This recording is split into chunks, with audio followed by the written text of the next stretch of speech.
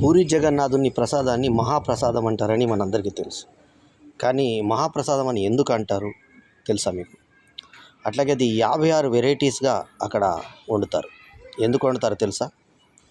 ఎందుకంటే ఎప్పుడైతే కృష్ణునికి తన తల్లి యశోద ఆమె ఒక భోజనం పెట్టినప్పుడు ఒక భోజనంతో ఆగడతను 8 రకాలు, అంటే మొదటిది 2వ రకము, రెండోది 3వ రకము, మూడోది 4వ రకము, అట్లా 8 రకాలు రిపీట్ అయినా కూడా ఒకటి సేమ్ది తినడు. సో ప్రతిరోజు 8 రకాల డిషెస్ ఆమె వండేది యశోద. సో ఆ రకంగా గోవర్ధనాన్ని కృష్ణుడు 7 రోజులు ఎత్తిపట్టుకున్నాడు. ఈ 7 రోజులు ఇంటూ ఈ 8 డిషెస్ రోజు కావాలి కాబట్టి 8 ఇంటూ 7 56, 7 8 56 కాబట్టి 56 డిషెస్ని మహాప్రసాదంగా పూరి జగన్నాథునికి ఇస్తారు. ఇదనమాట మహాప్రసాదం యొక్క విషయం.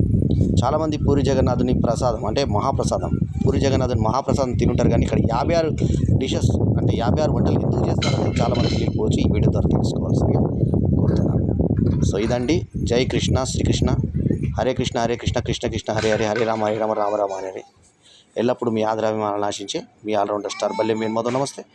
జై హింద్.